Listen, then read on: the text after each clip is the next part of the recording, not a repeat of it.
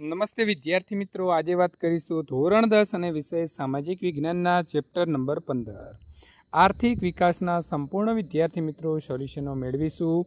એ પહેલાં ચેનલની અંદર પ્રથમ વખત આવ્યા છો તો મિત્રો ચેનલને ખાસ સબસ્ક્રાઈબ કરી દેવી. તો હવે આપણે જોઈશું સ્વધ્યાયન પોથી સોલ્યુશન.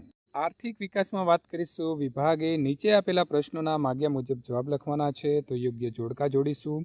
સેવા ક્ષેત્રની વાત હોય તો વિદ્યાર્થી મિત્રો આવશે વેપાર અને શિક્ષણ. પ્રાથમિક ક્ષેત્ર હોય તો પશુપાલન અને મત્સ્ય ઉદ્યોગ. સમાજવાદી પદ્ધતિ તો આવશે એ ચીન રશિયા. બજાર પદ્ધતિની અંદર આવશે ડી અમેરિકા અને જાપાન. મિશ્ર અર્થતંત્ર તો આવશે ભારત અને ફ્રાન્સ. ત્યાર પછી બીજા પ્રશ્નોની વાત કરીએ તો ઉત્પાદનના ઉપયોગી માનવ સાધનો કયા છે, તો આવશે મૂડી. ઉત્પાદનનો કુદરતી સાધન તો આવશે એફ જમીન. ઉત્પાદનના સાધનોનું સંયોજન તો આવશે ઈ નિયોજક. બતકા અને મરઘા ઉછેર કેન્દ્રની વાત કરીએ તો આવશે ડી પ્રાથમિક ક્ષેત્ર. અને ઉત્પાદનનું સજીવ સાધનની અંદર આવશે બી શ્રમ. નીચેના વિધાનો ખરા છે કે ખોટા એની વાત કરીએ તો આર્થિક વિકાસ એ કોઈપણ દેશની રાષ્ટ્રીય આવકમાં થતો સતત વધારો છે, તો સાચું. તમારી માતા તમારો ઉછેર કરે છે તો એ આર્થિક પ્રવૃત્તિ છે, તો ખોટું. ભૌતિક વળતરની અપેક્ષાએ કરવામાં આવતું શારીરિક કે માનસિક કાર્યને શ્રમ કહેવાય, તો સાચું. બજાર પદ્ધતિના પ્રભાવોથી પ્રેરાઈને અમેરિકામાં સમાજવાદી પદ્ધતિ વિકાસ પામી છે, તો ખોટું. નિયંત્રિત આર્થિક પદ્ધતિ એટલે તો મિત્રો ભારત જેવા દેશોની અંદર જોવા મળતી મિશ્ર અર્થતંત્રની રીત છે, તો સાચું. તમે ધોરણ 12 પાસ કરી સીએ બનવા માગો છો તો તમે ભારતીય અર્થકારણના માધ્યમિક ક્ષેત્રમાં કામ કરતા હશો, તો મિત્રો ખોટું છે.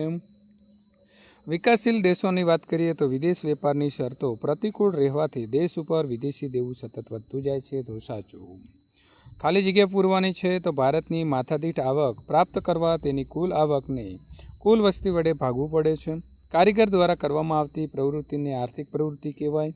વિકાસશીલ દેશોની અંદર રોજગારી તેમજ રાષ્ટ્રીય આવકમાં પ્રાથમિક ક્ષેત્રનો ફાળો સૌથી વધુ હોય છે. બજાર પદ્ધતિ એ મુક્ત અર્થતંત્ર છે. નીચે આપેલા પ્રશ્નોનો યોગ્ય વિકલ્પ પસંદ કરી મિત્રો જવાબ લખવાનો રહેશે. વિકાસશીલ દેશોના રાષ્ટ્રીય આવકમાં થતા વધારાને શું કહી શકાય, તો સાચો જવાબ મિત્રો આવે છે બી આર્થિક વિકાસ.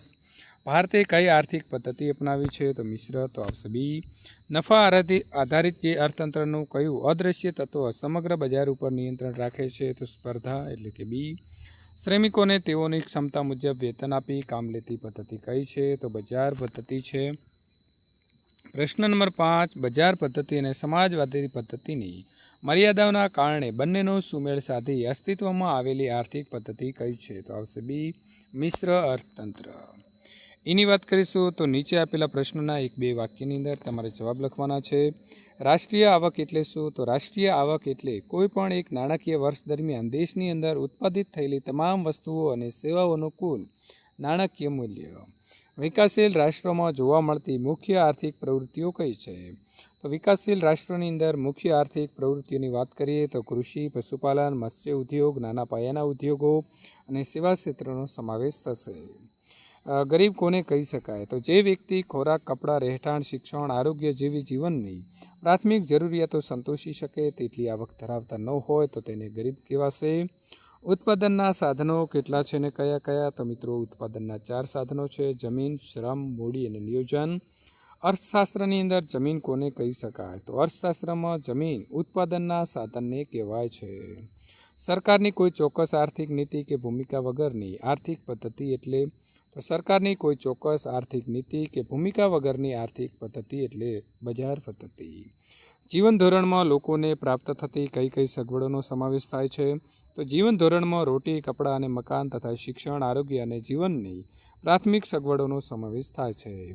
ઉત્પાદનમાં સાધનોની મુખ્ય પદ્ધતિઓના નામ લખો, તો સમાજવાદી પદ્ધતિ, બજાર પદ્ધતિ અને મિશ્ર પદ્ધતિ આવશે. વિભાગ બી 15 થી 35 લીટીમાં જવાબ આપવાનો છે. સંકલ્પના સમજાવો એટલે કે વ્યાખ્યા. માથાદીઠ આવક તો વર્ષ દરમિયાન મળતી દેશની કુલ રાષ્ટ્રીય આવકને દેશની કુલ વસ્તી વડે ભાગતા જે આંક મળે તેની માથાદીઠ આવક કહેવાય. આર્થિક વિકાસ તો આર્થિક વિકાસ એટલે દેશની રાષ્ટ્રીય આવક, માથાદીઠ આવક અને લોકોના જીવન ધોરણમાં સુધારો થયો એટલે આર્થિક વિકાસ થયો ગણાય.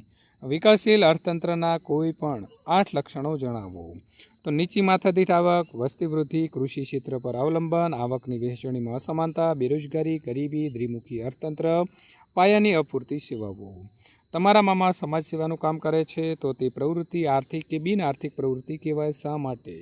તો મામા સમાજ સેવાનું કાર્ય કોઈ હેતુ આવક મેળવવાના વગર કરે છે, માટે આ પ્રવૃત્તિને બિન આર્થિક પ્રવૃત્તિ જે છે તે ગણી શકાય.